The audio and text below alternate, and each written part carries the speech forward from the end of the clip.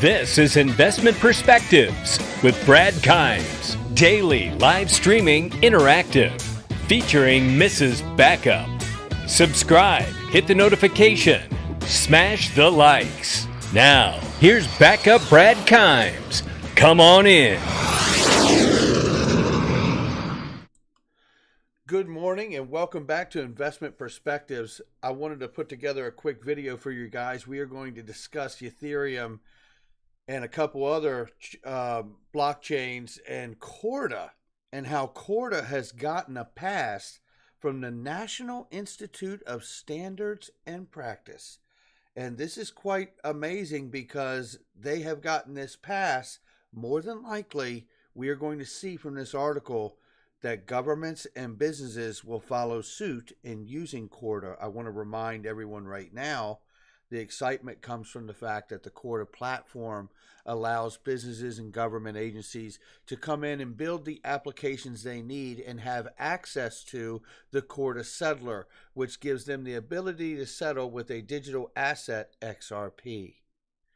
Now, the Corda settler is also connected to the GPI for Swift settlement as well, so there is a route there for settlement. But the only digital asset on the Corda settler at this point is XRP. So pretty exciting stuff. Let's go ahead and get into this article. And then I've got one heck of a question I'm going to ask each and every one of you, because it may be quite a bombshell of information if it's actually accurate, and what it could actually mean. So let's see if we can't get an answer to that before this video is over. So let's get into this. So Ethereum Fabric, Corda, and multi-chain, only one is government ready. Here we go. This is shout out to XRP Crypto Wolf for this fantastic article.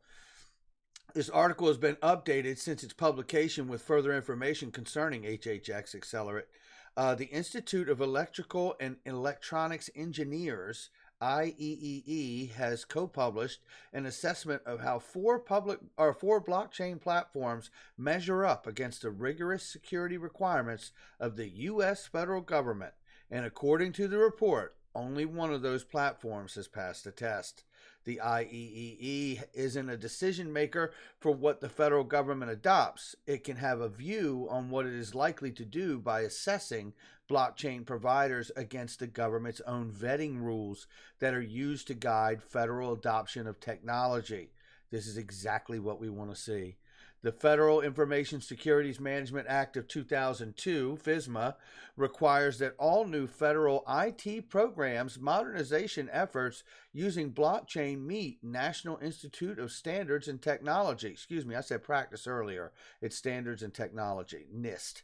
There's more acronyms in this community than you can shake a stick at. Cryptographic standards. If the technology doesn't meet them, then the federal government can't use the technology.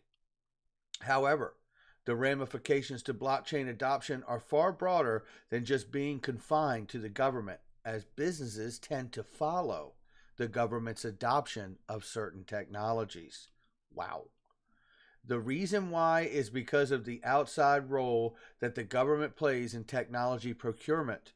NIST is responsible for providing the Federal Information Processing Standards, FIPS, more acronyms, which are the series of documents which provide technology standards in the government, because the government is such a large buyer of technology. These standards have become the general de facto standard for computing more generally. So if the government doesn't allow it, companies in other industries are also probably following the same rules and may also decide not to adopt the technology. That's a big statement right there, ladies and gentlemen. The study, co-published by the IEEE Computer and Reliability Societies, author James Howard II from Johns Hopkins Applied Physics Laboratory and Maria E. Vecino from Easy Dynamics Corp., scanned the market for blockchain solutions, then whittled them down to four platforms based on three criteria. The device is supported by a single business or consortium responsible for developing standards and guiding future work. 2. The system allows independent private chains without limiting the application to a single global network. 3. The technique is well supported by developer libraries that allow software developers easy access to data and protocols of the blockchain system. Bingo. According to the report, the 4 platforms which fit the bill were Ethereum, implemented in a private configuration, Hyperledger, Fabric, Corda, and Multichain. These were then evaluated against the NIST framework. Of the 4 platforms, only R3 Corda was identified as meeting NIST standards and therefore being able to be implemented in federal government projects. Ooh. Corda passed as it uses SHA-256 for transacting sealing, and SHA-256 is an acceptable hash algorithm according to NIST. Java has many implementations of SHA-256, and they are NIST-approved libraries. Corda supports numerous digital signatures. RSA is supported in the SHA-256 as the hashing algorithm. For ECC P256 is also supported with SHA-256 as the hashing algorithm. All of these have been validated by NIST. Hyperledger, Fabric, Ethereum, and Multichain didn't fit the bill for a variety of reasons, either because the encryption standards used were not approved by NIST, or where were they?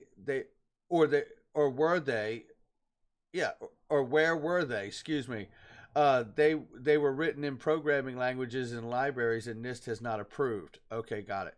Hyperledger Fabric had NIST approved transaction sealing and digital signature cryptography, but as it was implemented in Golang, which is a language implemented not approved by NIST, it didn't pass. Ethereum had more issues. Etash, which is used for proof of work, doesn't meet NIST requirements, and the report saw that the move to proof of stake as being a moving target, which was hard to evaluate for the digital signatures. Ethereum uses SECP256K1 curve, which has not been validated by NIST.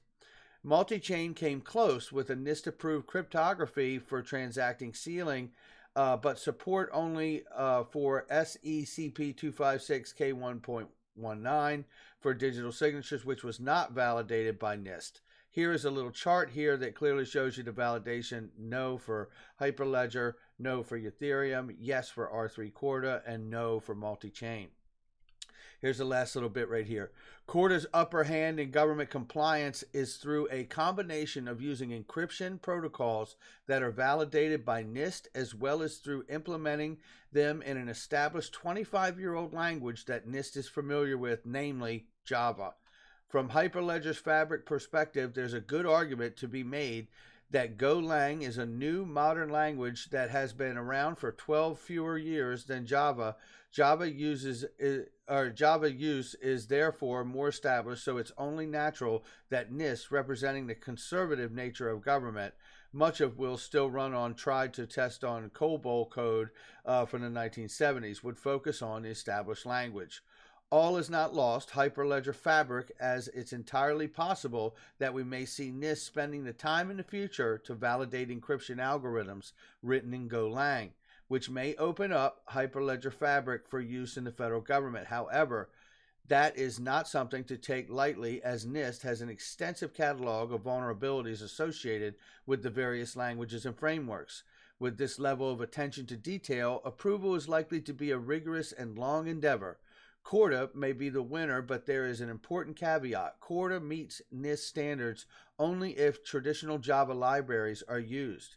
To understand this important nuance requires an appreciation of the fact that Corda is actually built using Kotlin, a relative to the Java language, which is interoperable with Java.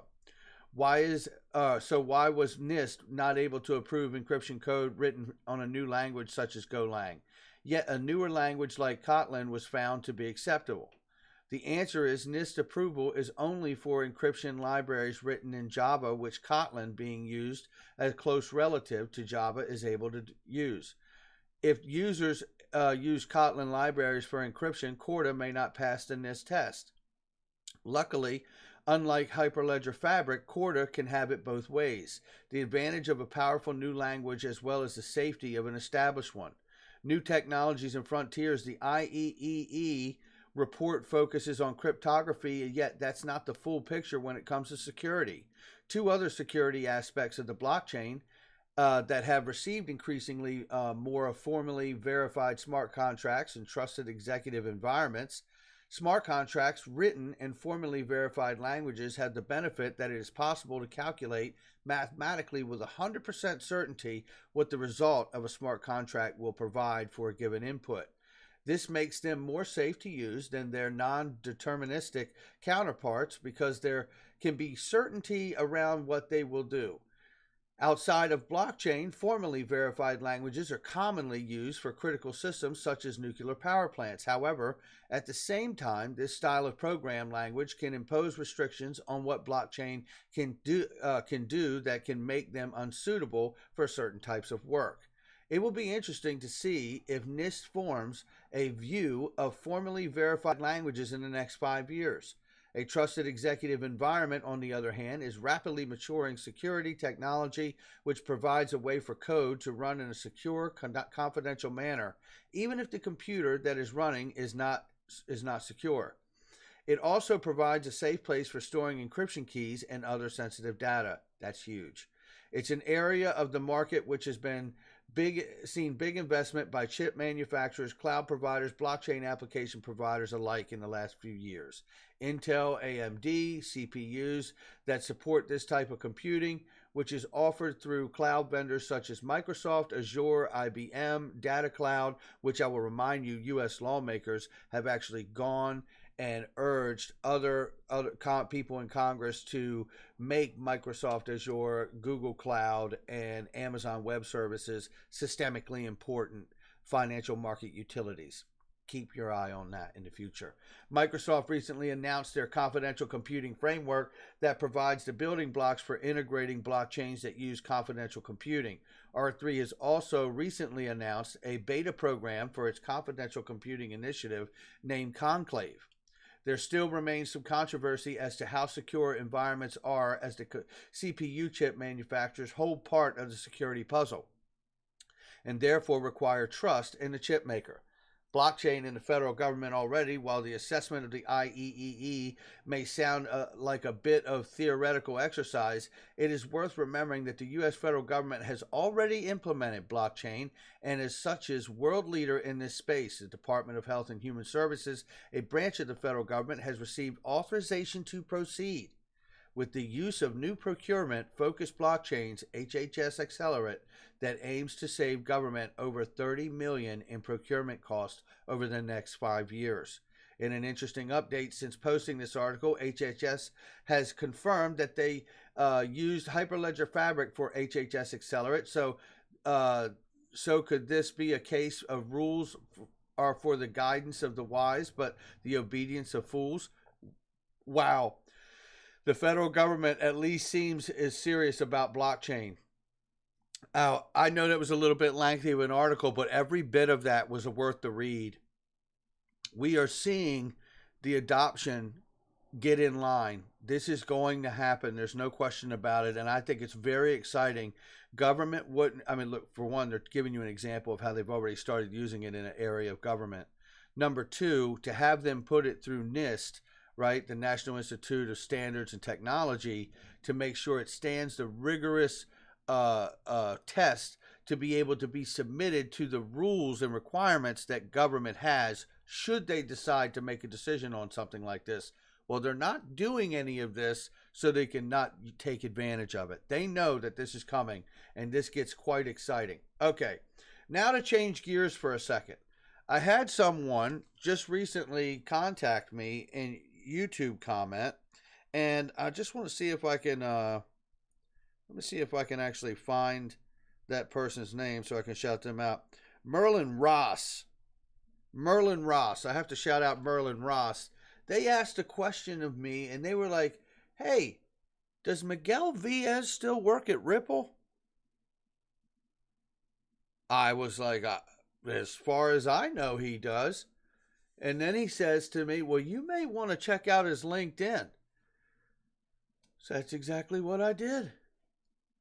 I went to his LinkedIn, and on his LinkedIn page, it actually says head of XRP markets, 2016 to April 2020, 3 years, 6 months. Now, when I first looked at that, I said to myself, well, that just means it's like current right now. But when I look at anyone else's, like for instance, if I go back a page, let's just look at Bill Laverne. I don't know who Bill Laverne is, but what I can tell you, it says December 2019 to present. Let's just go back again. Let's find somebody else here. There's Gary Vaynerchuk. Love Gary Vaynerchuk. He's amazing. Let's go to Gary's page. Gary's amazing. Look here. It's April 2009 at VaynerMedia, CEO to present. Okay. Going back to Miguel Villas's page, right?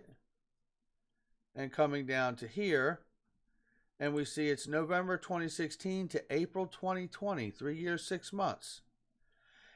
And then it gives a description of what he did while he was there. Identify, hire, and lead international team of 10 to achieve performance milestones while maintaining strong morale. Drive execution of partnership strategy for XRP, the company's flagship payment product, with top crypto exchanges, market makers, and major payment providers. Formalize sales structure to generate $1 billion plus in XRP sales over 3 years. Focused on close mentorship, leading a C-level and VP-level promotion externally. Planned and executed strategic initiatives leading to the over-counter OTC trading volume growth XRP lease program for market makers and exchange list program. Created OKRs, objective key results, to measure goals and foster accountability. Represented firm publicly at conferences and panels as subject matter expert on digital asset markets. So it sounds like we've just lost Miguel Villas. Now, I have to wonder, being the eternal optimist, is this much like we've seen in other settings when, people have left Ripple? It isn't a bad thing. It's because they've done what they set out to do. Miguel Villas was brought to Ripple to do nothing else but focus on building liquidity for XRP. It sounds a lot to me like, from the description I just read to you of what he achieved while he was there, that he did exactly that. I don't know if this is 100% confirmation, but it certainly looks like Miguel Villas has finished his tenure there at Ripple and maybe moving on to another chapter in his career. I would like to say, if that is in fact the case, that I certainly thank him for everything he's done at Ripple, and I'm excited to see where we go next. Because if in fact he has done his job there, and if in fact his tenure has ended there and he's moving to a new chapter in his career, I can't help but feel like he set out to do what he set out to do. And this may get very exciting in the coming weeks and months. All right, guys, if anybody has any further clarity of whether Miguel Villas is still at Ripple or not, we'd certainly like it. I do know and remember that back in November, there was a moment back in November 2019 where people thought that he had left, and he said, still at Ripple, guys, no plans to go anywhere else, too much work to do.